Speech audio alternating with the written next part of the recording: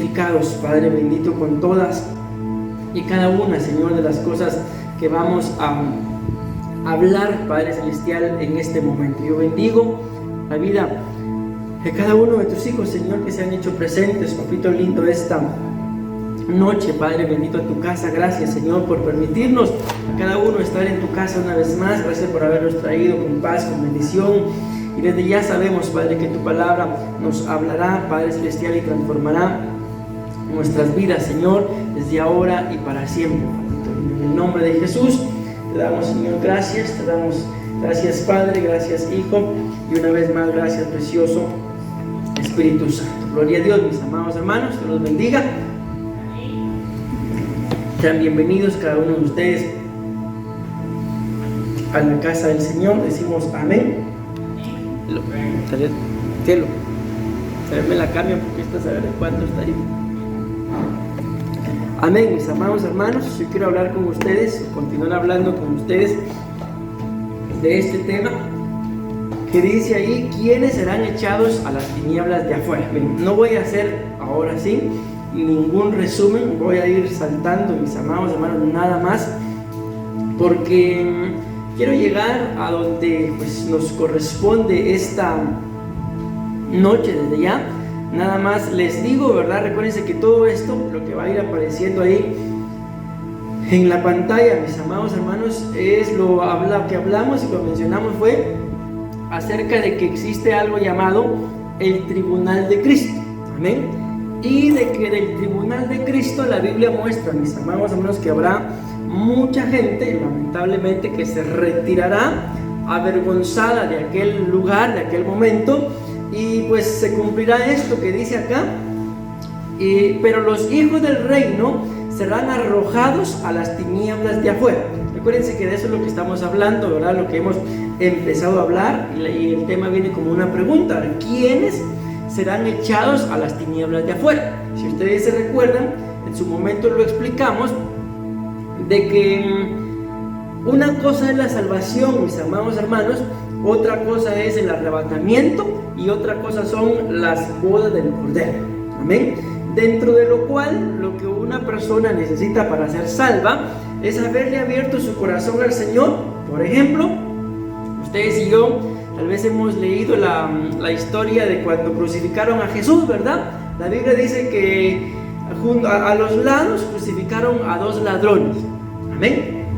Y que un ladrón pues empezó a proferir maldición en contra de Jesús, y el otro ladrón viene y le dice: deja de estarlo molestando, porque tú y yo estamos aquí en la cruz porque lo merecemos, pero este justo, dice, no se lo merece. Y en ese momento viene aquella famosa frase, ¿verdad?, donde el ladrón que estaba a la derecha, muestra la Biblia, le dice al Señor Jesús: acuérdate de mí cuando vengas en tu reino. Y ustedes y yo, si lo hemos leído un poquito de historia, sabemos, mis amados hermanos, de que en ese momento de la historia bíblica, ¿verdad?, todos aquellos que morían crucificados era porque los consideraban, mis amados hermanos, dentro de la sociedad lo peor de lo peor.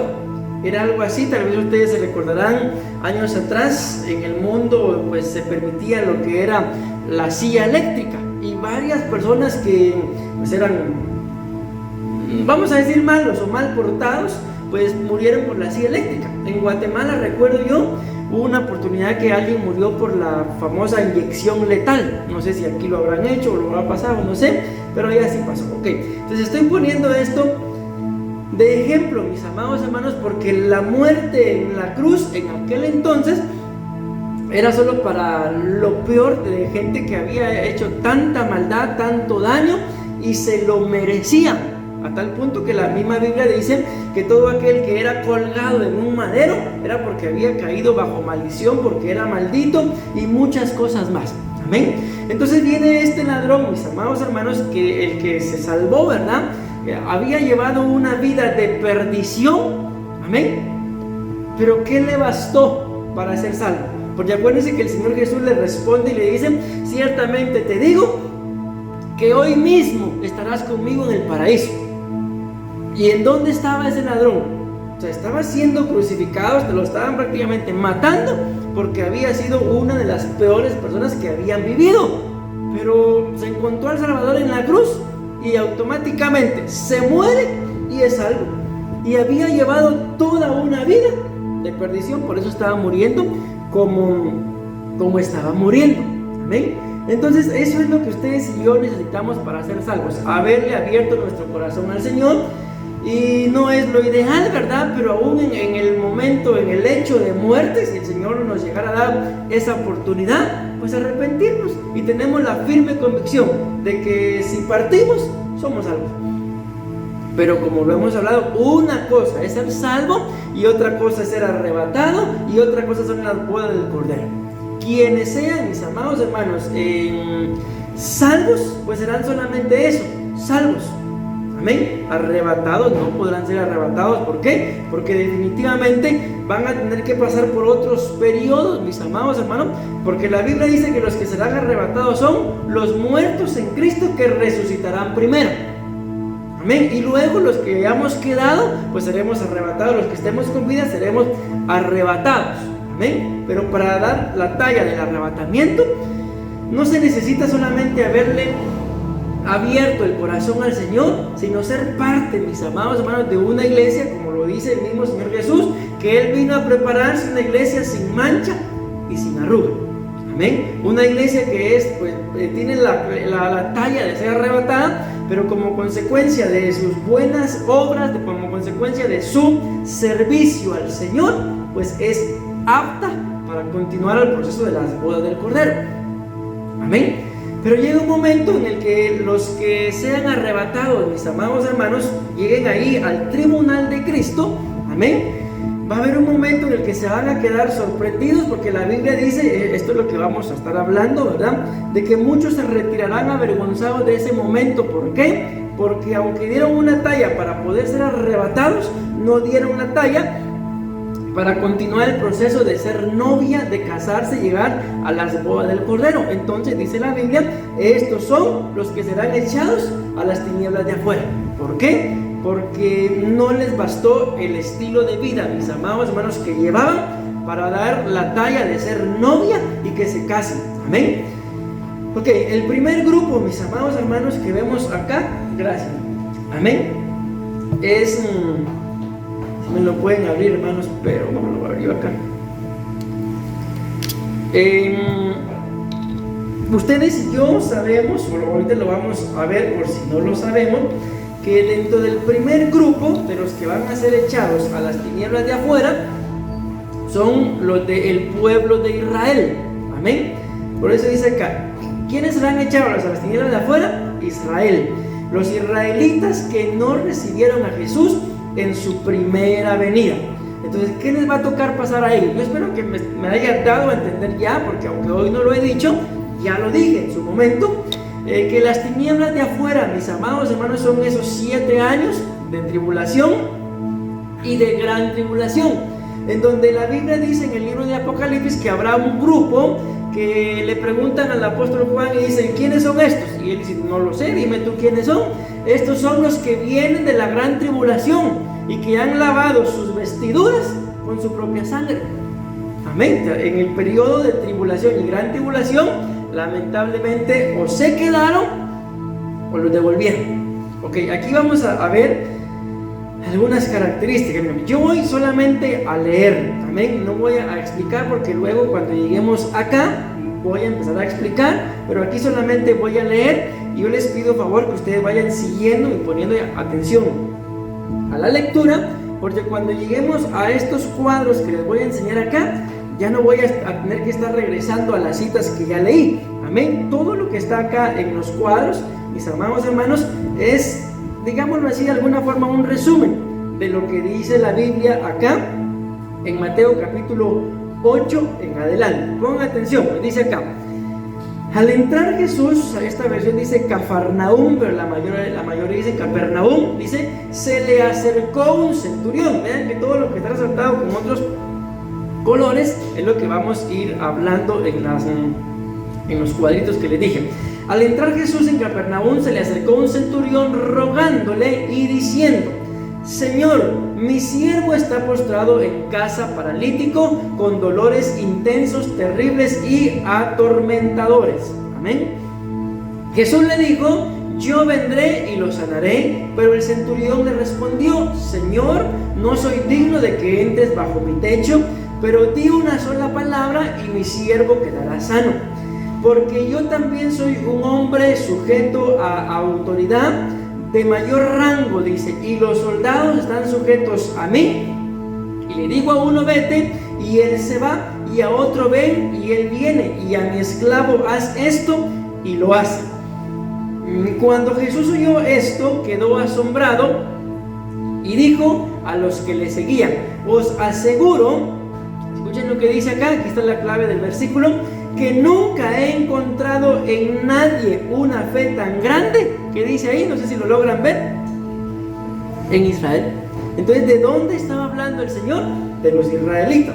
¿De quién? De los israelitas. Dice, y sigue diciendo: os digo que vendrán muchos gentiles a nosotros de oriente y del occidente, ahí estamos nosotros, y se sentarán para festejar a la mesa y disfrutar de las promesas de Dios con Abraham, Isaac y Jacob en el reino de los cielos. Amén. Porque me aceptaron como Salvador. Y sigue diciendo: mientras que los hijos y herederos del reino, los descendientes de Abraham, que no me reconocerán como Mesías, serán arrojados a las tinieblas de afuera. En ese lugar que está más alejado del reino, habrá llanto de tristeza y dolor, y rechinar de dientes de angustia e ira. Entonces Jesús dijo al centurión: ve, te será hecho como has creído. Y el criado recuperó la salud en aquella misma hora.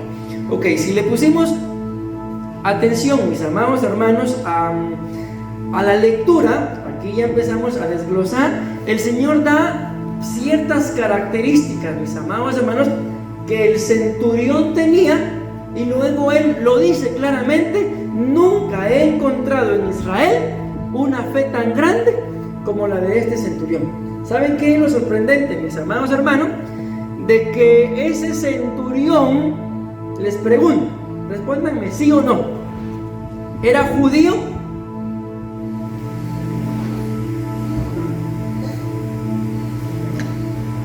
No, dicen. Tienen razón, no era judío, era centurión. Y por el hecho de ser centurión, entonces, ¿de dónde era? Era romano. Amén.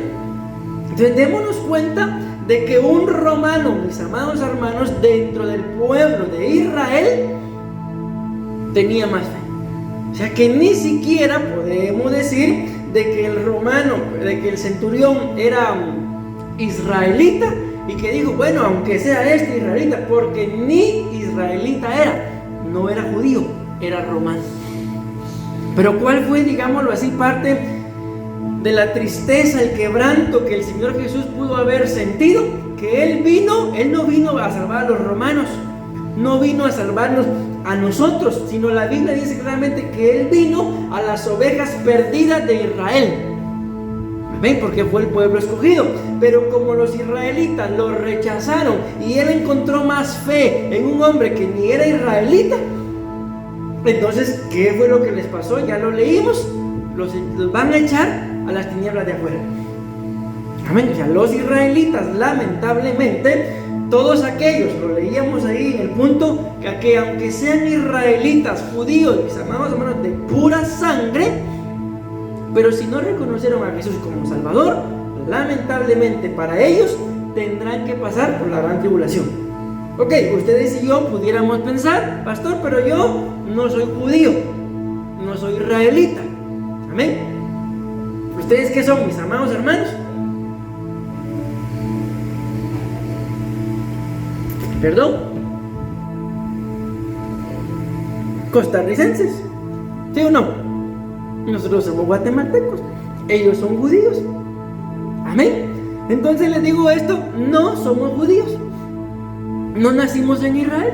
Ustedes nacieron en Costa Rica, nosotros nacimos en Guatemala. Estamos contados dentro del pueblo, que ahí lo leímos. El Señor le dice gentiles. Como ustedes no quisieron, entonces vendrán de oriente, de occidente, y ahí somos nosotros, los gentiles. Ok, pero esto es lo que yo quiero, mis amados hermanos, que recalcar, que Dios me libre. Yo no estoy diciendo que ninguno de nosotros, que nosotros nos vamos a quedar a la gran tribulación, porque la iglesia, creo que eso por lo menos que lo entendamos, mis amados hermanos, que la iglesia, el cuerpo de Cristo, no pasa la gran tribulación. Antes de que venga la gran tribulación, la iglesia tiene que irse arrebatada. Amén. Y los que se queden, ¿verdad? Y los que sean devueltos de ahí del tribunal de Cristo, pues ellos tendrán que pasar el periodo tribulacionario. Entonces ustedes y yo pudiéramos pensar, pues gloria a Dios, pastor, porque yo no soy israelita. El romano tampoco, el centurión tampoco era israelita. Amén.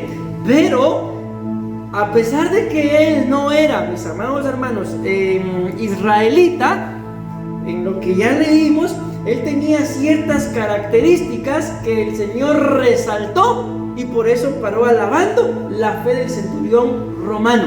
No era judío. Y luego lo compara con su pueblo, con los que sí eran judíos, con los que eran de la misma sangre que él, carne de su carne, hueso de su hueso, y se da cuenta que los que eran de parte de él, en ninguno, si le pusieron atención a la lectura, encontró la fe que tenía el centurión. Entonces ahí, yo creo que más adelante viene, vamos a ver, déjenme ver. Sí, ahí está. Entonces, una de las cosas, mis amados hermanos, se los voy a decir de una vez, aunque no viene en el orden que el Señor lo describió, pero que lo vamos a ver desde dos puntos de vista, ¿verdad? Dice acá, perfil de los echados a las tinieblas de Israel. Pero cambiándole un poquito, ahí lo vamos a entender cuando empiece a leer esto que está en el cuadro, podemos poner también el perfil de los que continuarán a las bodas del Cordero. Y cuando lleguemos al tribunal de Cristo, no seremos devueltos a las tinieblas de afuera, a la tribulación. Amén. ¿Me voy dando a entender con eso? Ok, número 1. Recuérdense que les dije que todo lo que está aquí es lo que ya leímos. Entonces, lo que el Señor Jesús dice, para que ustedes y yo lo entendamos, es todo lo que está en la columna que está de color celeste. Eso es, mis amados hermanos, lo que el Señor Jesús dice del centurión. Entonces, la primera característica que yo veo, mis amados hermanos, que Jesús empieza a describir del centurión es que dice ahí, lo primero que aparece, que el centurión se le acercó. Amén. Ahí ya vemos una primera característica. Entonces, mis amados hermanos, esto de se le acercó, permiten ustedes que cualquier persona, por ejemplo, tal vez ustedes van en el bus o van en algún lugar, no lo sé, están parados en algún lugar y le permiten ustedes a cualquiera que se les acerque y tal vez les empiece a sobar la cabeza o les ponga su cabeza sobre su hombro, o cualquiera llegue y los abrace y ustedes, ¿saben quién es? Pero qué rico se siente. ¿Se lo permiten? No, ¿verdad? Probablemente lo primero, ¿y usted quién es? O no me esté abrazando porque no nos conocemos. Pero si ustedes miran que o sienten que alguien los abraza, tal vez los abraza por atrás, y se dan cuenta que es, menciónenme alguno de sus íntimos, que es el esposo, ¿qué hacen? Ay, déjame en paz, hombre. ¿Qué hacen? Pues si es el esposo, me imagino yo que se dan vuelta y lo abrazan también. Si es un hijo, pues me imagino que lo mismo, mis amados hermanos. Entonces acá vamos viendo algunas características que tenía ese centurión, pero que el pueblo de Israel, los que van a ser echados a las tinieblas de afuera, no la tenían. Y ahora tenemos que ver, mis amados hermanos, en nosotros si tenemos esas características. Ok, no somos judíos, pero ¿será que tenemos las características que tenía el soldado romano? Pues primeramente Dios, si no las tenemos, pues que las busquemos tener, porque por falta de esas características del pueblo de Israel, se van a quedar. Amén. Entonces la primera característica que ustedes y yo tenemos que tener para no ser echados a las tinieblas de afuera es que tenemos que tener a un Dios cercano. Y yo le coloqué la columna que está en blanco. Él se le acercó, es tener intimidad. Amén. Entonces, mis amados hermanos, la primera característica, vamos entendiendo acá, de alguien que no va a ser echado a las tinieblas de afuera es que tiene intimidad. Y podemos entenderlo desde el punto que dice ahí, perfil de los echados a las tinieblas de afuera. ¿Cuál sería? Respondan ustedes. Ahí está en la pantalla. ¿Cuál sería el perfil, la primera característica de los que sí van a ser echados a las tinieblas de afuera? ¿Perdón? Que tienen intimidad.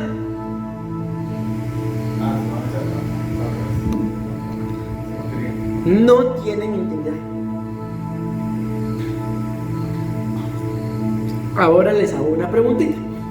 Y para ustedes tener intimidad en lo espiritual con el Señor, ¿qué es? ¿Cómo saben ustedes que ustedes sí tienen intimidad con el Señor?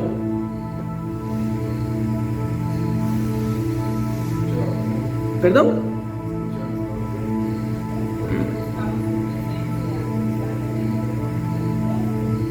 Porque nosotros, mis amados hermanos, lo estamos buscando constantemente, no solamente cuando tenemos necesidades, problemas, deudas, no, sino constantemente, porque al Señor, mis amados hermanos, se le busca porque se le ama. Amén. Recuerden ustedes de que habían varios grupos ahí en el tiempo de Jesús que lo querían nombrar rey. Y el Señor Jesús le dice, no le dice, ustedes están conmigo, y perdónenme, pero así dice el original, porque yo les doy de hartar. Ni modo, había visto que hacía milagros y que la gente comía, nombrémoslo rey. ¿Qué estaban buscando ellos?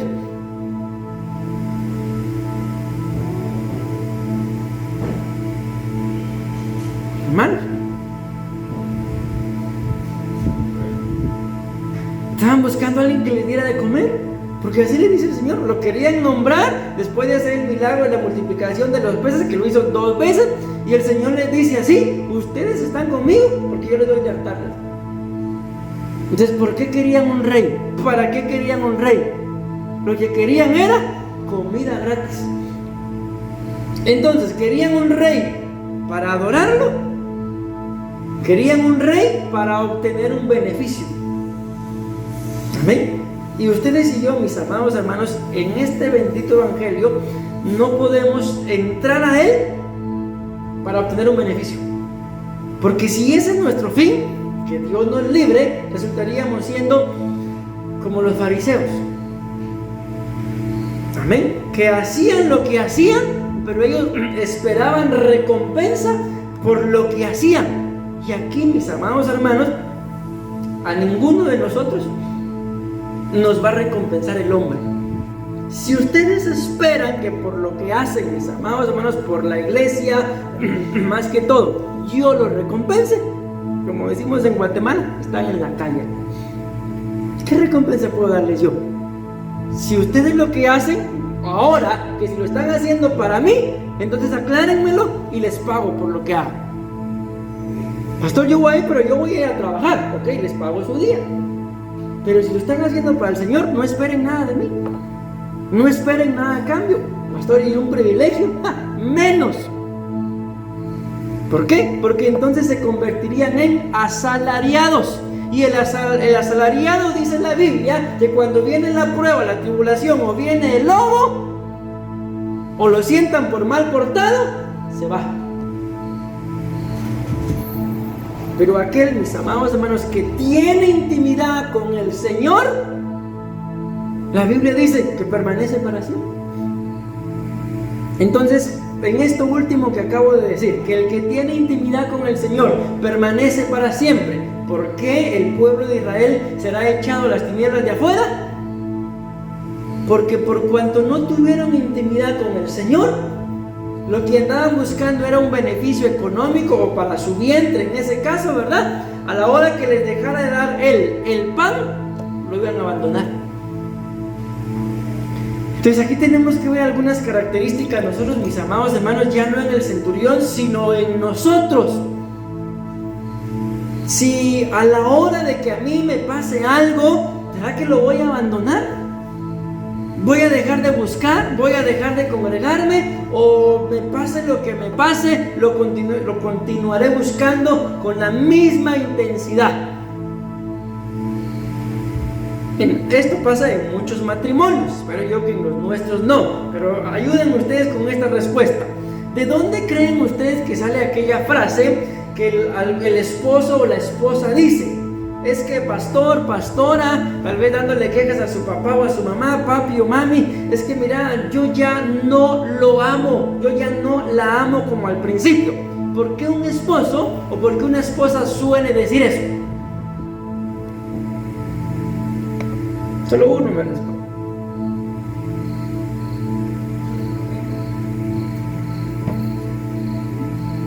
Por los problemas. Y debería de ser así, mis amados hermanos. Porque yo me imagino, no lo sé, pero me imagino que si ustedes se casaron, entiéndase, con un abogado o hicieron una ceremonia en la iglesia, alguno de los dos, o el abogado o el pastor o pastora, no sé quién nos haya dado esa bendición, tuvo que haber dicho en las buenas y en las malas. Y alguien dice por ahí, y aún en las peores. Amén. Porque para eso es el matrimonio, no solamente para las buenas.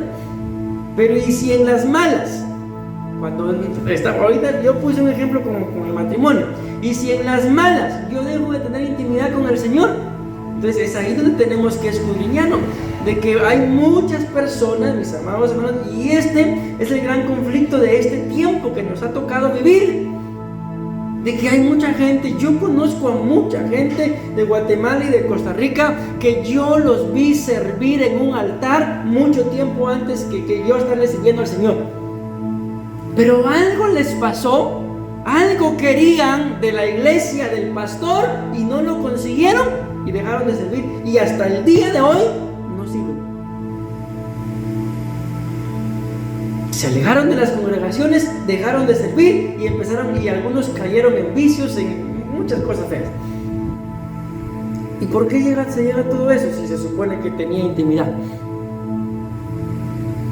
Porque lo que andaban buscando, aunque el centurión lo que andaba buscando era una sanidad para su siervo, pero se le acercó. Amén. Entonces ustedes y yo no, espero yo que no sea así, ¿verdad? Y si en algún momento ustedes les cruzó algún pensamiento de eso, pues echarlo fuera. No podemos buscar de Dios, mis amados hermanos, solo por los beneficios. Tenemos que buscar de Dios primeramente porque le amamos, y pienso yo, segundo, porque queremos cambiar y dar la talla, parecernos a Él.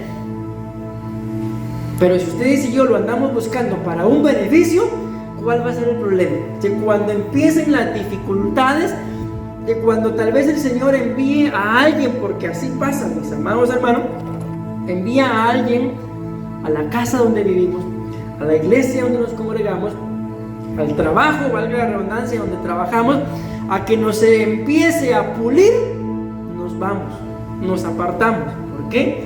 Porque nos preocupa más, nos afecta más el qué dirán o los problemas que la intimidad con el Señor.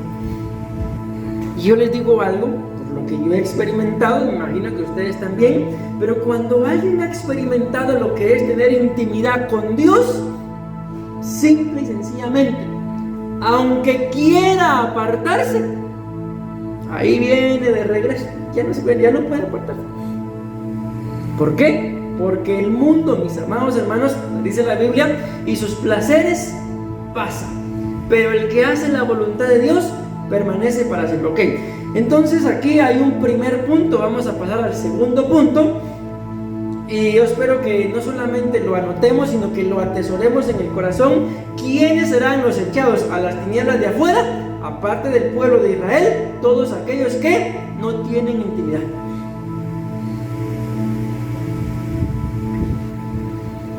Amén. Todos los que no tengan intimidad. Así que ustedes y yo, mis amados hermanos, tenemos que anhelar tener intimidad con el Señor. ¿Y cada cuánto, pastor? ¿Cada cuánto, mis amados hermanos? Siempre. De ser posible, todos los días. Amén. Estar anhelando la presencia del Señor. Ok. Número 2. Dice la Biblia, recuérdense que ya lo leímos, por eso les dije, pongan atención a la lectura, porque eso es lo que yo voy a desglosar. Número 2, dice la Biblia que el centurión romano se le acercó, pero cuando se le acercó, dice, rogando. Les hago una pregunta, mis amados hermanos. ¿A quién de ustedes le gusta que le estén rogando?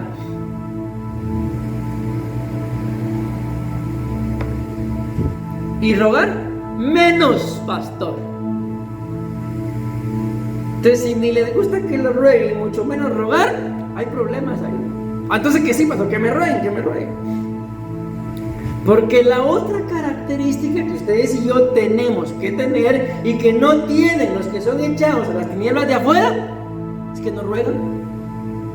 Y les hago una preguntita: ¿por qué alguien no rogaría? Por orgullo. Dijo alguien por ahí: si ni parientes somos, dijo, lo mismo a mí me da. ¿Por qué no rogaría? Por orgullo.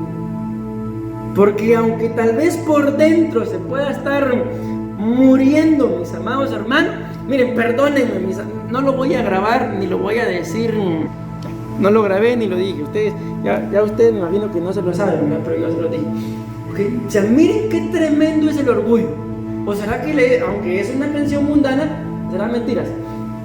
No es doctrina, no estoy hablando de doctrina de la canción, pero la gente orgullosa no puede rogar. La gente orgullosa, para estar rogando estoy yo. Mejores me he dejado, de mejores lugares me han echado. Orgullo. Dijo alguien por ahí en una oportunidad, ya les conté la historia, ¿verdad? No sé si se van a recordar, pero dijo: es que me hubiera rogado 2 veces más, le dijo, y yo me hubiera ido. Entonces a veces le digo a mi esposa, yo que ya está, cielo, 2 veces más decímelo, le digo, nada, me voy molestando, ¿verdad?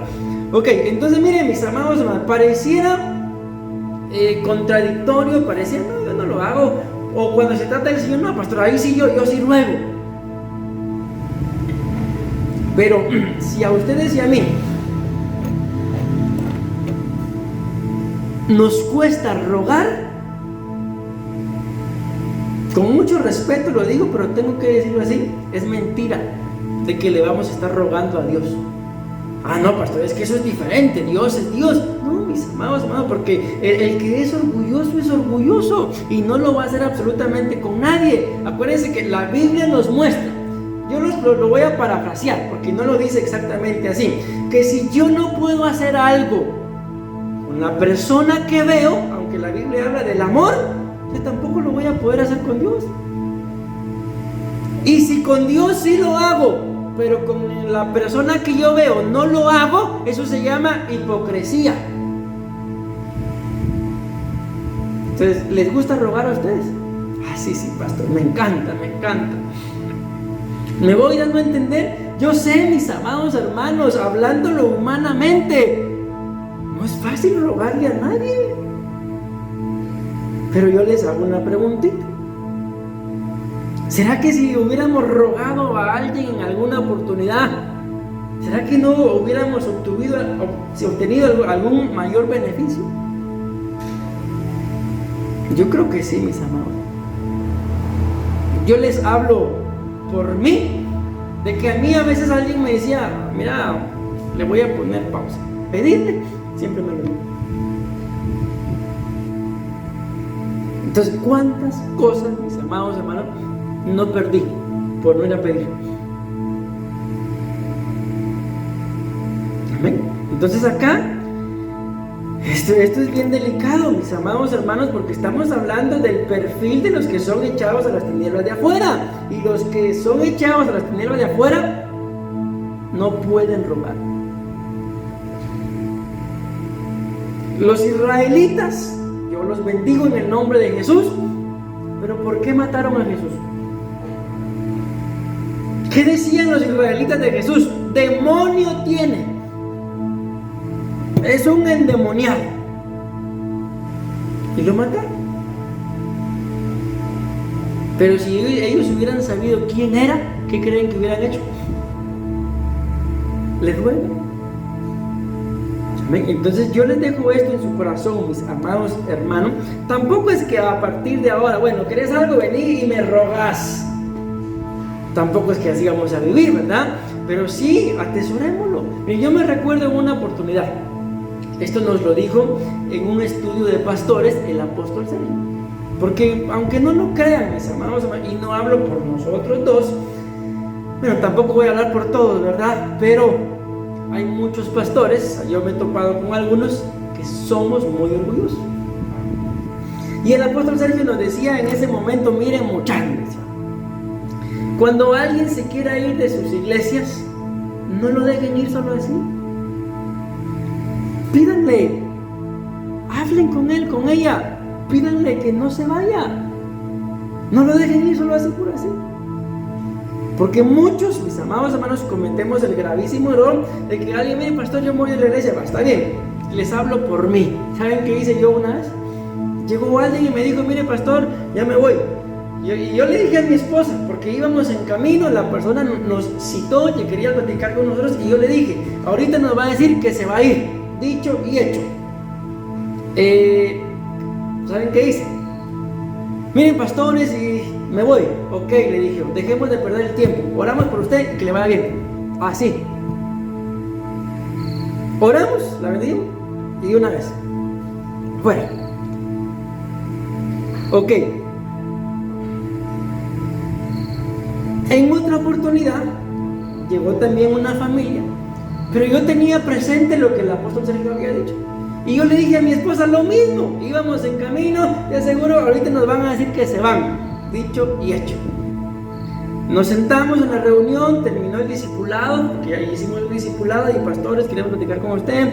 Y mire, le queremos decir que nosotros nos vamos. Y yo me acordé de lo que el apóstol Sergio dijo. Y yo les dije, bueno, una pregunta les voy a hacer, antes de decir lo que pienso, ¿verdad? De que si se van a ir o no, respóndanme esa pregunta, les dije, y después, de que ustedes me respondan, pues según lo que me respondan, hablamos de si se van o no se van. ¿Les gustaría, les dije, que mi esposa y yo peleemos por ustedes?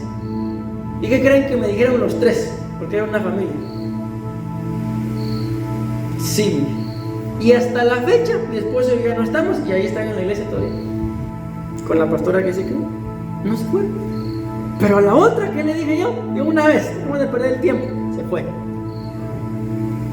Entonces, ¿qué hubiera pasado, mis amados hermanos, si como pastores doblegamos un poquito el orgullo y a toda aquella gente le no se vaya, hombre? ¿Qué creen que hubiera pasado? Les aseguro que probablemente ninguno de nosotros nos hubiéramos ido de donde salimos. Ah, no, pero como el pastor es orgullosísimo, no le gusta rogar a nadie, pues que se aguante, que se quede solo con su soledad. Entonces se dan cuenta, mis amados hermanos, que esta característica de rogar es importantísima. Y cuando la Biblia habla acá de que el centurión se le acercó al Señor rogando, es que este hombre llegó con una vida de oración. Él sabía, miren qué tremendo, a pesar de que era, mis amados hermanos, romano, sabía a quién acudir. ¿Por qué no acudió al César? ¿Por qué no acudió a Herodes? Si ellos eran los que gobernaban. ¿Por qué acudió a Jesús? Uno que, como lo hemos dicho, solamente por Jesús ser judío, y el otro no era un soldado romano cualquiera, era un centurión.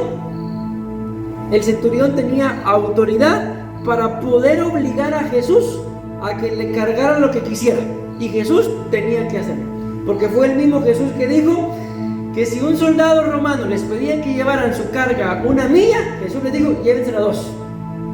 Si alguien les pide la camisa, denle la camisa y denle también la capa, porque haciendo esto harán que se avergüencen, porque hacen más de lo que se les pide.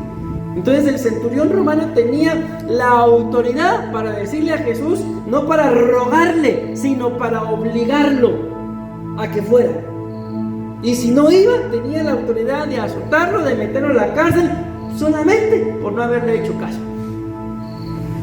Pero miren, ¿cuál fue la actitud del centurión? Es que cuando el centurión se le acerca rogando, porque así lo dice la Biblia, le dice, Jesús le responde, está bien, vamos a tu casa, le dice. ¿Y qué le dijo el centurión?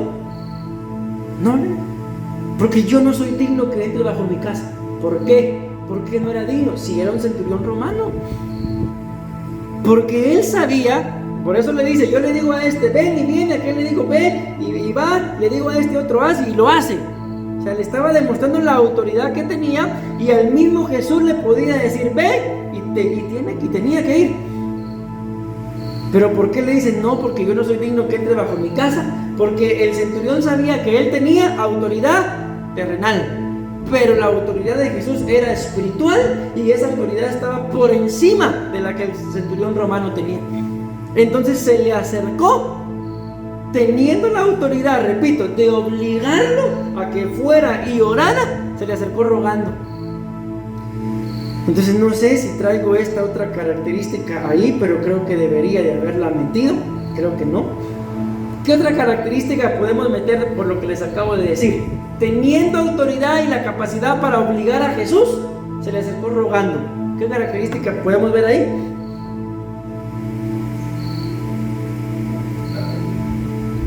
Humildad. Pásala, dicen ustedes. Entonces, mis amados hermanos, ahora, ¿cuál es la característica que tienen los que son echados a las tinieblas de afuera? No ruegan. No ruegan. Aquí yo le coloqué una vida de oración.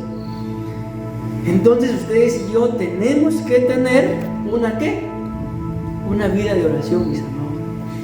La Biblia dice orar en todo tiempo, orar sin cesar.